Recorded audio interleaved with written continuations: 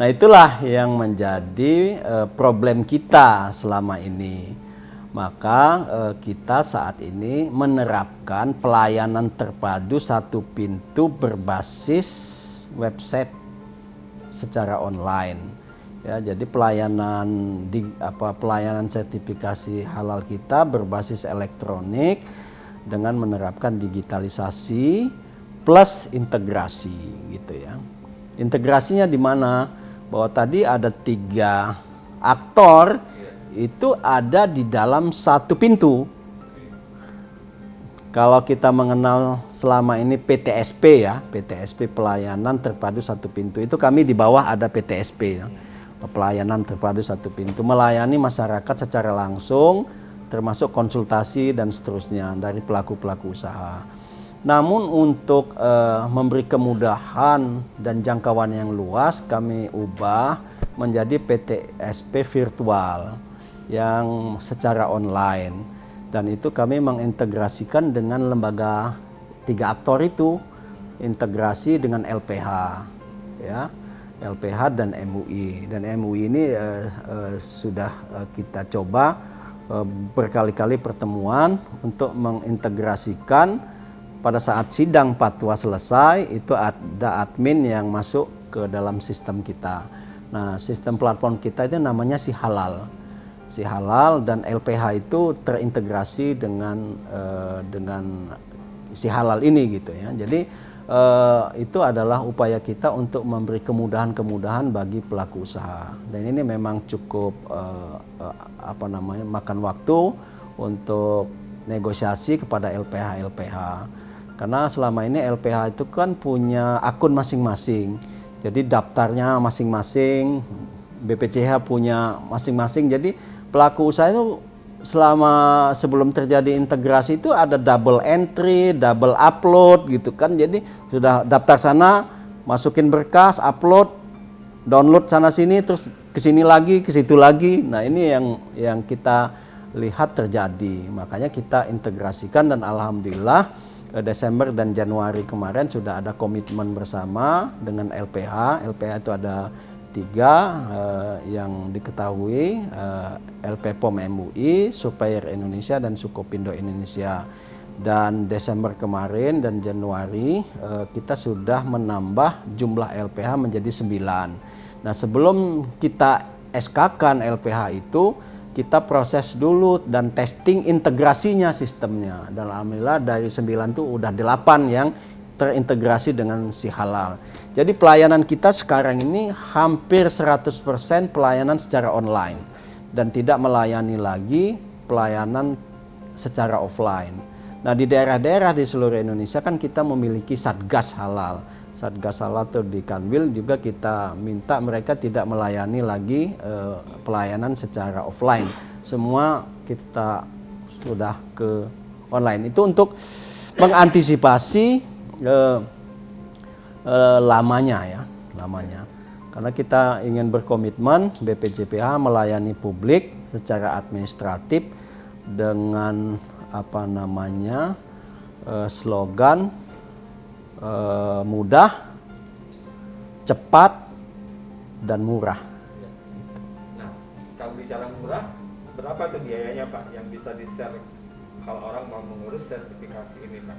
Iya, acuan utama kita di dalam tarif layanan jasa sertifikasi halal ini adalah PMK 57 ya, Peraturan Menteri Keuangan. Karena BPJPH ini adalah BLU, maka diatur oleh Kementerian Keuangan tarif bawah, tarif atas pelayanan jasa sertifikasi halal gitu. Nah, dan tarif itu lalu kita turunkan dalam bentuk peraturan dan keputusan BPJPH tentang tata cara pembayaran dan tindakan afirmatif pemerintah kepada pelaku usaha UMK. Jadi kita akhirnya membuat klasifikasi golongan-golongan untuk memperlakukan tarif-tarif. Nah, untuk pelaku usaha mikro dan kecil itu kita menggunakan skema 2 yaitu skema reguler dan skema self declare atau pernyataan mandiri.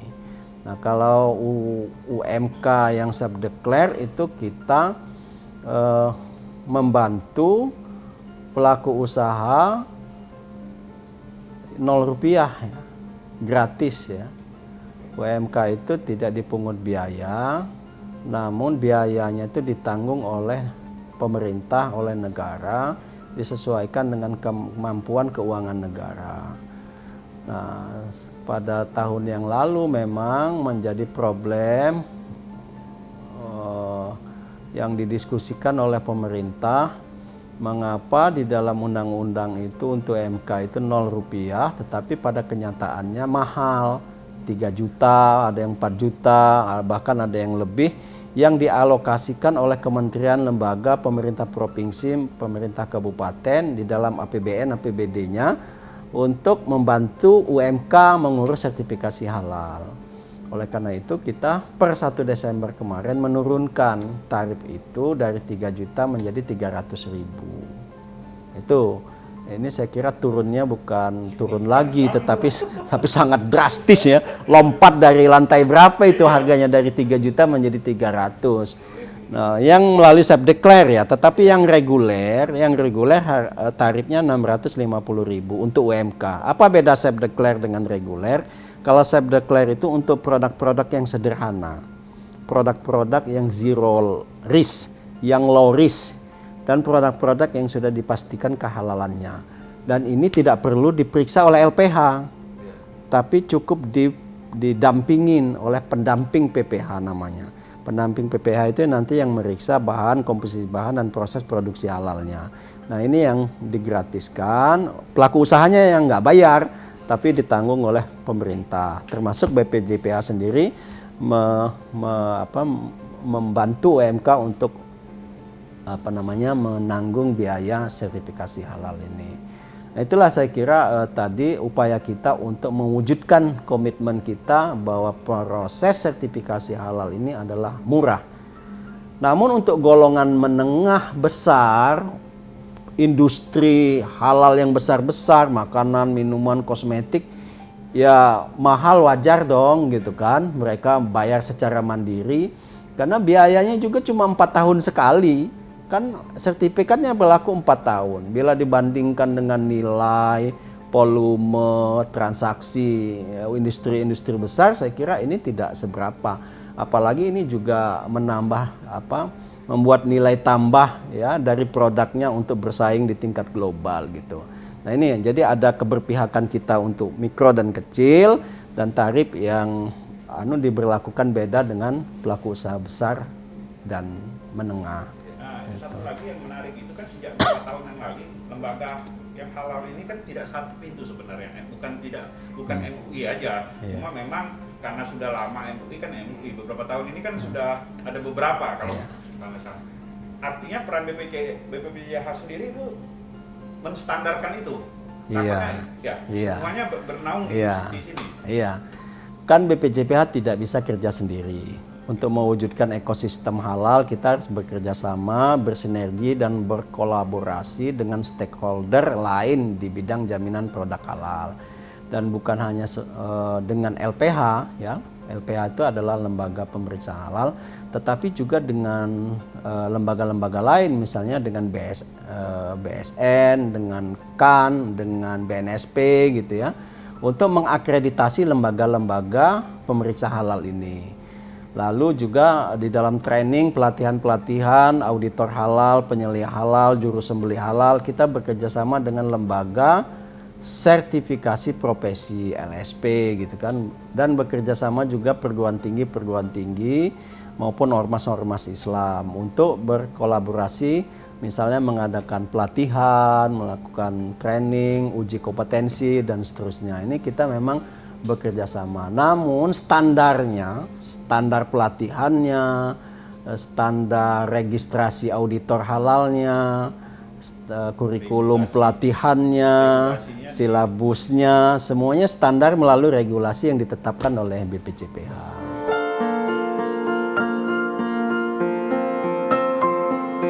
Kewajiban ini kan transformasi, saya tambahkan lagi tadi ada transformasi dari voluntary ke mandatory ya.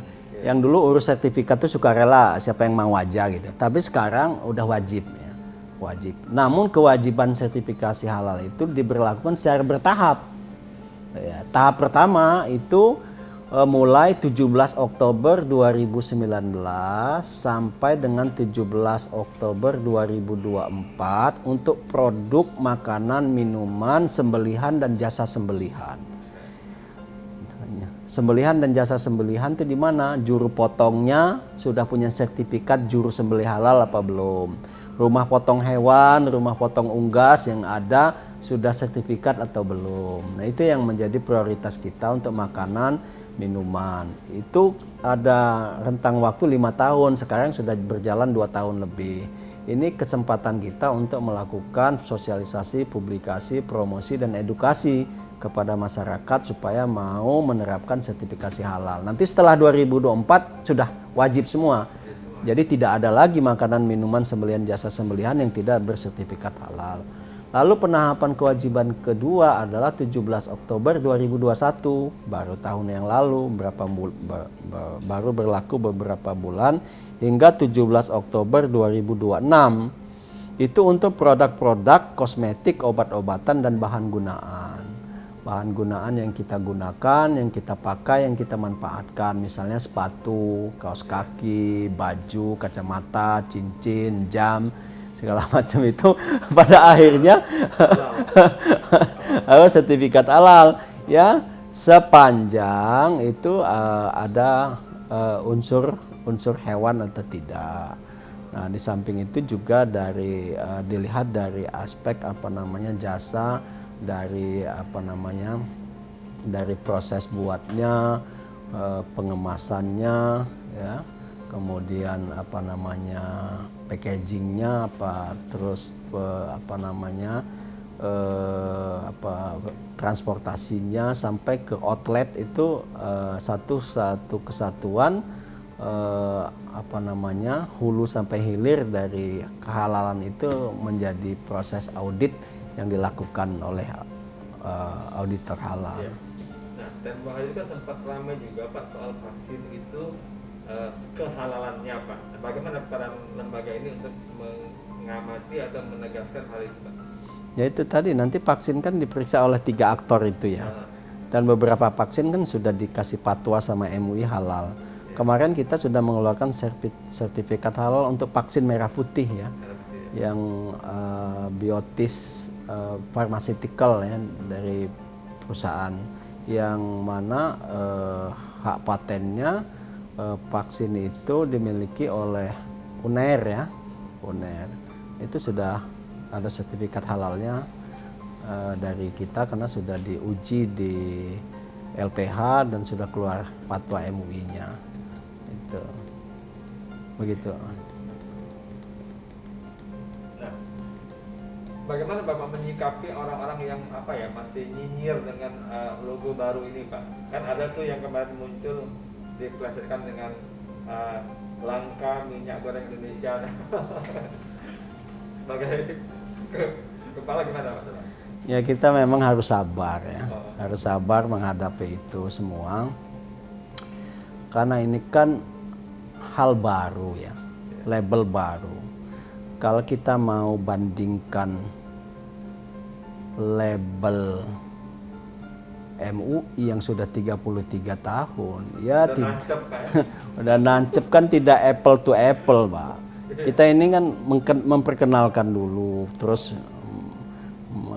nggak kenal maka tak sayang gitu kan, sosialisasi, internalisasi, lama-lama kan masuk ke kognitif, ke benak masyarakat, kan akhirnya masyarakat tahu juga, mengetahui juga, dan ini ada unsur edukasinya kan.